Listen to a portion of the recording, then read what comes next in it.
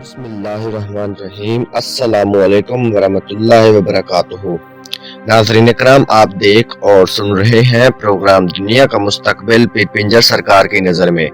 ناظرین اکرام، آج ایک نئی ویڈیو کے ساتھ نئی پیشن گوئیوں کے ساتھ میں حاضر ہوں، تو چلتے ہیں ناظرین آج کی ویڈیو کی طرف۔ ناظرین اکرام، پیر صاحب کہتے ہیں پیر صاحب سے بکرے کی شرط لگی تھی کہ عمران خان 126 سیٹیں نہیں لے گا۔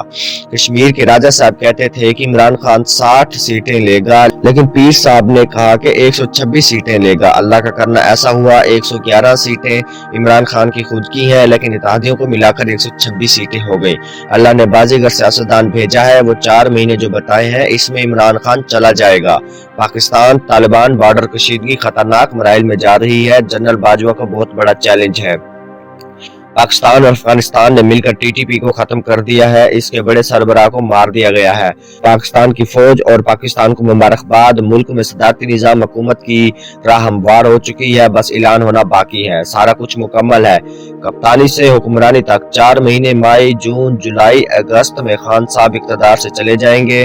ورلڈ کپ جیتنے کے بعد عمران خان نے سماجی کاموں میں حصہ لیا، شوکت خانم ہسپتال بنایا۔ پیر صاحب نے یہ دیکھتے ہوئے کہا کہ عمران خان کی حکومت آنے والی ہے، 25 سال کے بعد کپتان اقتدار میں آ گیا۔ اب نواز شریف چاہتا ہے عمران خان وزیر اعظم نہیں ہونا چاہیے، اگر عمران خان ہوا تو نواز شریف جیل میں جائے گا، اس لیے کوئی نگران حکومت کو جس سے نواز شریف جاتی عمرہ میں سب جیل کے طور پر رہے۔ لیکن اب کپتان کے خلاف عدم اعتماد کی تحریک سے اقتدار چلا جائے گا۔ حکومت شہباز شریف کو نااہل کروانے کے لیے متحرک ہے۔ 19 اگست 2018 سے لے کر اب تک جناح اخبار میں پیر صاحب نے اشتہار دیا اور کہا کہ شہباز شریف کو سزا بھی ہوگی، پیسے بھی دے گا اور اس کو نااہل بھی کیا جائے گا۔ اب اس کو نااہل کرنے کے لیے عدالت سے حکومت نے رجوع کر لیا ہے۔ اب شہباز شریف باہر جانا چاہتا ہے۔ 17 مہینے ہو گئے ہیں، نواز شریف نے علاج نہیں کروایا۔ کورونا کی 5ویں لہر کے دوران لاک ڈاؤن لگے گا، تعلیمی ادارے بند ہوں گے۔ نواز شریف نے واپس آنا ہے، اگر وہ نہ آیا تو اس کو دھکا دے کر بھیجا جائے گا۔ پاکستان کی سیاست میں نواز شریف اور اس کی جماعت کے لیے امریکہ اور بھارت کے امپائر ہر وقت متحرک ہیں، ہر وقت تیار ہے۔ یہ شیخ رشید اور عمران خان کی نااہلی کی درخواست عدالت لے کر پہنچ گئے، عدالت نے درخواست مسترد کر دی ہے۔ آرمی چیف نے جنگی تیاریاں جاری رکھنے کی اجازت، فوج کی مری کے متاثرین کی مدد کرنے کی تعریف کی گئی، یہ کام صرف فوج ہی کر سکتی تھی۔ چین نے پاکستان کو J-10 طیارے گفٹ میں دیے ہیں یا پیسے سے؟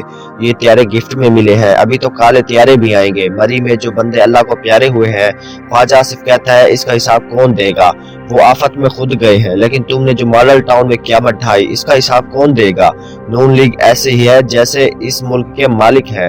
ترکی پاکستان کے ساتھ JF-17 تھنڈر بلاک 3 مل کر بنایا ہے، پاکستان ناک آؤٹ۔ بھارت نے ایران میں اپنا کارڈ کھیل دیا ہے، اب پاکستان سے مذاکرات ہوں گے یا جنگ؟ ٹی ٹی پی والے کابل پہنچ چکے ہیں، جنرل باجوہ کے معاملات الجھنے والے ہیں۔ بھارت کا دریائے راوی میں پانی چھوڑنے سے پاکستان کا نقصان ہوتا ہے، 3 مہینے خطرناک ہیں، شریف خاندان کو کون بچا رہا ہے؟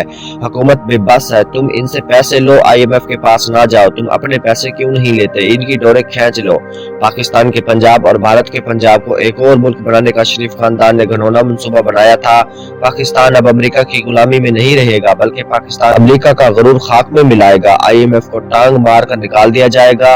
افغانستان سے مذاکرات یا افغانستان کو چھوڑ دو، یہ افغانستان والے ڈبل وکٹ کھیل رہے ہیں، یہ پاکستان کے لیے اچھا نہیں ہے۔ واہگہ اور در خیبر پر محافظ کھڑا کرنے کی ضرورت ہے۔ چین کی فوج نے حریت پسند کشمیریوں کو اسلحہ دے رہی ہے۔ فائرنگ کے تبادلے میں پاکستان کے 2 جوان شہید، اس کے نتیجے میں 3 دہشت گرد مارے گئے، 2 پکڑے گئے، 1 نے ہتھیار ڈال دیے ہیں۔ سارے سسٹم کو بے نقاب کیا جائے، خان نے بازی جیت لی ہے۔ MQM اپنا راستہ بدلنے والی ہے، حکومت سے جو اتحاد ہے وہ ختم کرنے والی ہے۔ تحریک عدم اعتماد پیش ہوگا، خان صاحب کو پھنسانے کی کوششیں، مودی کو پاکستان آنے کی دعوت۔ چین نے نیا نقشہ جاری کر دیا ہے، اتر پردیش کو بھی چین میں شامل کر لیا ہے۔ اتر پردیش کے سارے گاؤں، سارے شہر کے لوگ اب حشاش بشاش ہیں۔ یہ پاکستان کی تاریخ کی سب سے بڑی فتح ہے۔ ٹی ٹی پی کا مکمل خاتمہ نہیں ہوا، اس کے سرغنہ سربراہ کو مار دیا ہے۔ پاک افغان کی دوستی کا پہلا ثمر ہے۔ پاکستان کو ٹی ٹی پی نے بہت نقصان دیا ہے۔ کسی چیز کا دانہ، جیسے گندم کا دانہ لے لو، اس میں پورا پودا چھپا ہوتا ہے، ایسے ہی ہر انسان کے پیچھے اس کا کردار چھپا ہوتا ہے۔ اعتزاز حسن کے پیچھے بھی بہت اچھا انسان چھپا ہے، یہ وکیل ہے لیکن پہلے انسان ہے۔ اعتزاز حسن بہت اچھا ہے، فوج اور مودی مجرم قرار، برطانیہ نے جواب مانگ لیا۔ पुलवामा में भी इसने यही किया था। ये गेम खेलता है और मामलात करता है। पहाड़ों पर फौज जमा, भारत की शामत आ गई है। चीन पर बड़ी आलमी जंग की पेशेनगोइयां, चीन इस्लाम की मदद करेगा। सी पैक कोई आम नहीं है, इसको मुकम्मल होने दो, फिर देखो कैसे कैसे मुल्क घुटने टिका देंगे। सी पैक हर हाल में मुकम्मल होना चाहिए। ये पाकिस्तान की तरक्की की राह है। चीन की शहरक पाकिस्तान है और पाकिस्तान की शहरक कश्मीर है। हमारी शहरक भारत के पास है। हम अब तड़प रहे हैं, लेकिन चीन ये काम नहीं करने वाला। वो पाकिस्तान के साथ वफा करेगा। भारतीय चीफ ऑफ डिफेंस का जो हादसा पेश आया था, ऐसे ही दोबारा हादसा होने वाला है। नरेंद्र मोदी को वाज़ेह पैगाम कि वो अपने दस्तों पर तवज्जो दे। नरेंद्र मोदी पाकिस्तान आ सकता है। एक आला शख्सियत है जिसके इशारे पर मोदी पाकिस्तान आएगा। 2022 में मोदी के नाम पर कूजा फिर जाएगा। मोदी के साथ जो जोदशी है, इन्होंने बड़े सानी से आगाह कर दिया है। तालिबान को पैगाम देना चाहता हूँ, वो होश के नाखून ले। इज्जत बार बार नहीं मिलती। एक बार बादशाह ने ऐलान किया, कल सुबह जब मेरे महल के दरवाजे खुलेंगे तो जिसने जिस चीज को हाथ लगाया वो उसकी हो जाएगी। रैयान ने ऐलान सुना, जब सुबह दरवाजे खोले गए तो किसी ने सोने को हाथ लगाया, किसी ने जेवरात को, किसी ने हीरो को। जिसको जो पसंद आता वो उसको हाथ लगाता। इस भीड़ में से एक शख्स ने आकर बादशाह को हाथ लगाया तो सारी चीजें इसकी हो गई। ऐसे ही हमारा रब हमें मौका देता है। अल्लाह दुनिया में सब कुछ देता है, इंसान अपनी चीजें लेते हैं। अगर हम अल्लाह को अपना बना ले तो पूरी दुनिया हमारी हो सकती है, हमारी आखिरत संवर सकती है।